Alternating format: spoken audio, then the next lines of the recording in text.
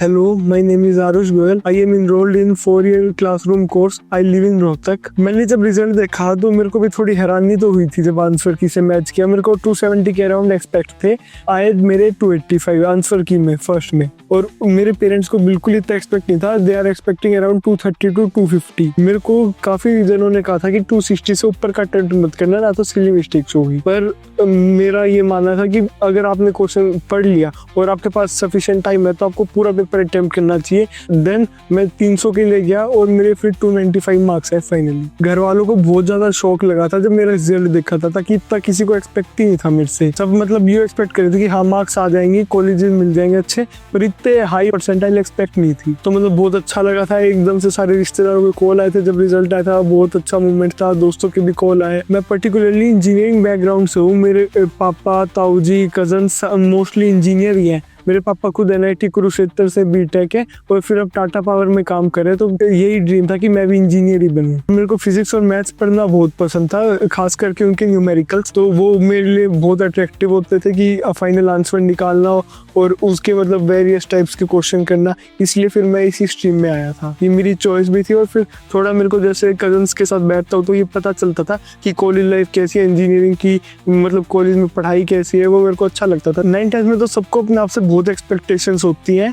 उसके बाद जब एक बार 11th में आते हैं, जब कोर्स स्टार्ट होता है, जब टेस्ट होता है, तो बंदे को पता चलता है कि वो कहाँ लाई करता है। तो मेरे एकदम से 11वीं में मार्क्स शुरू में सही है, फिर बाद में मेरे एकदम से जैसे मैं कभी 200 से नीचे नहीं गया BMC के 300 के टेस्ट में, एकदम से मेरे 166 आ गए थे एक पेपर में। फिर मैं थोड़ा टेंशन में आ गया। फिर मतलब कवर अप किए वो चैप्टर सारे खुद से बैठ के 2-2 बार। मैं BMC का कंटेंट ही करता था और फिर उसके बाद मेरे नंबर हमेशा 200 से प्लस आए हैं हर टेस्ट में BMC के। जिस दिन मेरी क्लास होती थी उस दिन तो सुबह 5:30 उठता था ताकि 7 बजे तक तैयार होना होता था। 7:15 तक बस स्टैंड पहुंचता था।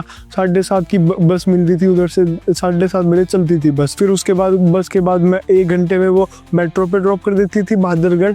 उधर से फिर मेरे को अप्रोक्स 1 घंटा लग जाता था। फिर 10 बजे से हमारी क्लासेस होती थी। शाम को मैं 5-6 बजे फ्री हो जाता था। फिर मैं 8, 8:30 तक, कई बार 9, 9:30 भी बज जाते थे घर पहुंचने में। उसके बाद मैं 1 घंटा डिनर करता, TV देखता और उसके बाद मैं मेनली क्लास के आधा 1 घंटा क्लास के जो नोट्स हुआ है वो ब्लैंक पेज उठाता और लिखता कि क्या क्या याद आ रहा है, और जो नहीं याद आता वो मैच करता था।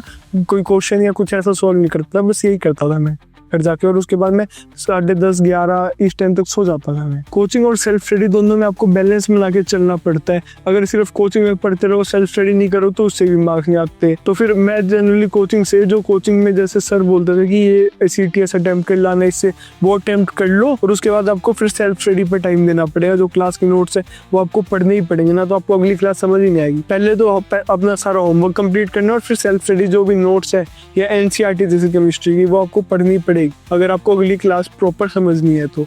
ना तो अगली क्लास में ब्लैंक हो जाएंगे। ऐसे एक एक करके सारी क्लासेस ब्लैंक ही होती जाएगी। इसलिए आपको फिर प्रॉपर मैनेज करना पड़ेगा। अगर क्लास से लेट घर पहुंच रहे हो तो थोड़ी रात को लेट तक उठ के आपको करनी पड़ेगी, सेल्फ स्टडी का टाइम निकालना ही पड़ेगा। मैं जनरली मैथ्स की थ्योरी कम पढ़ता था, मैथ्स के तो मैं क्वेश्चन ही करता था। और मैथ्स तो मैं जितना विद्या मंदिर का कंटेंट है मेनली वही करता था घर जाके, मॉड्यूल वर्कबुक, उसमें मेरे लिए सफिशिएंट था। फिजिक्स और केमिस्ट्री के लिए मेनली NCERT को रेफर करता था। और क्लास के नोट्स तो केमिस्ट्री के बहुत बार पढ़ने पड़ेंगे आपको। एक बार पढ़ लिए भूल जाओगे, तो केमिस्ट्री तो रिपीटेडली आपको पढ़नी पड़ेगी। और यूं नहीं कि रात के जैसे न्यूमेरिकल करने के बाद रात को पढ़ रहे हो, उस टाइम ही सुबह के टाइम केमिस्ट्री याद होती है सबसे बेस्ट मेरे को। तो मैं जनरली सुबह के टाइम केमिस्ट्री को प्रेफर करता था, रात के टाइम मैथ्स को। और फिजिक्स बीच बीच में ज़्यादा इंटरवल के लिए आप एक सब्जेक्ट पढ़ नहीं सकते, तो उसमें मैं फिजिक्स करता था। मैं जनरली मैथ्स को कम वेटेज देता था, फिजिक्स और केमिस्ट्री को ज़्यादा देता था, ताकि फिजिक्स में आपको न्यूमेरिकल्स भी करने पड़ेंगे, थ्योरी भी करनी पड़ेगी, ताकि पेपर में दोनों आते हैं। केमिस्ट्री में भी यही है, न्यूमेरिकल्स और थ्योरी। मैथ्स में बस न्यूमेरिकल्स होता है। तो मैथ्स का मेरे हिसाब से वो सेक्शन काफ़ी सही रहता था मेरा।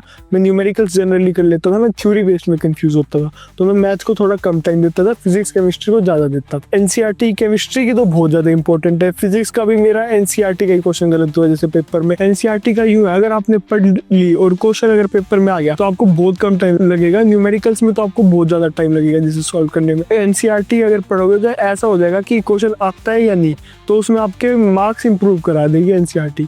केमिस्ट्री की तो सारी रिएक्शन NCERT में है।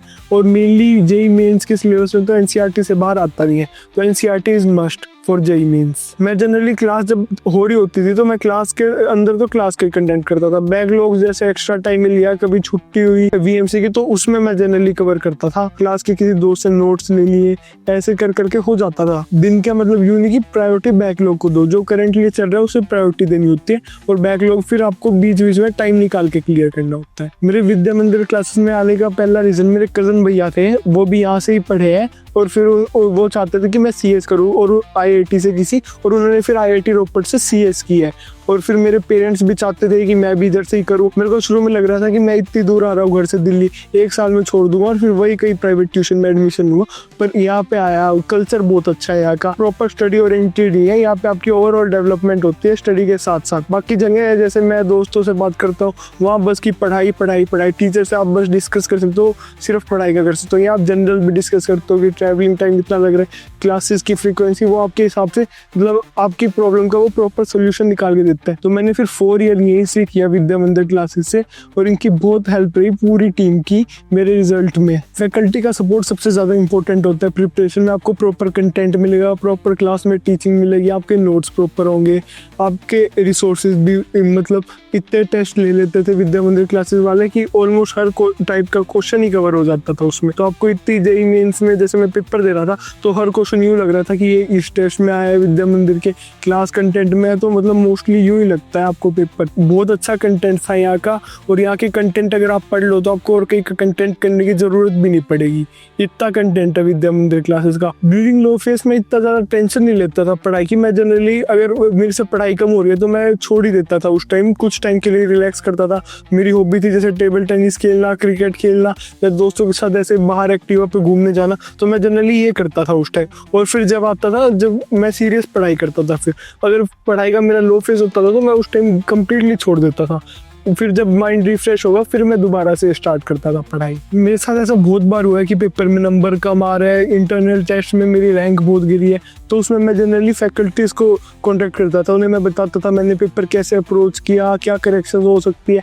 उन्होंने मेरी बहुत हेल्प की थी, अप्रोच बताई कि आप इस क्वेश्चन को ऐसे अप्रोच करो, पेपर अटैम्प्ट करने का तरीका बताया कि आप पहले ऐसे अटैम्प्ट करो, जो ईजी है वो पहले करो, मुश्किल बाद में, जिनका बहुत सपोर्ट रहा मेरी इस रैंक लाने में। यस, मैं भी एग्री करता हूँ कि जेईई बहुत ज़्यादा टफ एग्जाम है, पर आपको इसके लिए प्रॉपर प्रिपरेशन चाहिए।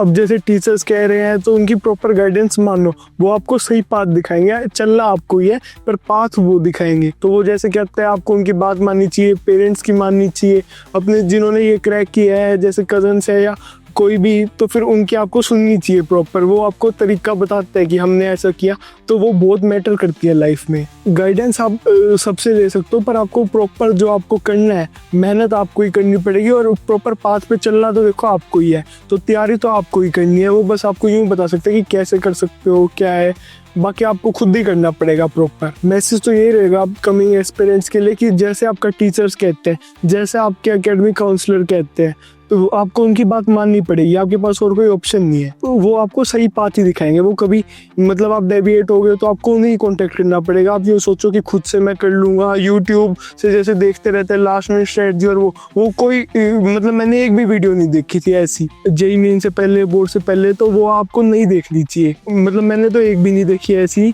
ये मेरे लिए बहुत पॉजिटिव रहा। वो आपको यूँ बताएंगे कि ये चैप्टर इंपॉर्टेंट है, ये लेस इंपॉर्टेंट है। लेस इंपॉर्टेंट है तो क्या हो गया, पेपर में तो आएगा ही, तो आपके सारे चैप्टर्स पढ़ने चाहिए। आपको ये देखना ही नहीं चाहिए किसकी वेटेज ज़्यादा है किसकी कम, पढ़ना सारे ही है आपको चैप्टर्स। सिलेबस पूरा ही कंप्लीट होना चाहिए आपका पेपर से पहले। एट लास्ट आपको खुद पे कॉन्फिडेंस रखना पड़ेगा। नंबर आपके कम आ रहे हैं ज़्यादा आ रहे हैं ये मैटर नहीं करता, आपके एफर्ट्स ज़्यादा मैटर करेंगे। उसमें आपको आखिरी में खुद ही अपने एफर्ट्स ही पे करते हैं आपको। जरूरी नहीं है कि आपके एक टेस्ट में कम आ रहा है तो यूँ सोच लो कि आपके हर एक में ही कम आएंगे। मैं बस यही कहना चाहूँगा कि तैयारी आप करते रहो, छोड़ो मत। चाहे आपके नंबर कितने भी आए, रैंक कोई भी है, आपकी तैयारी आपको कंटिन्यू रखनी चाहिए जब तक पेपर नहीं हो जाता।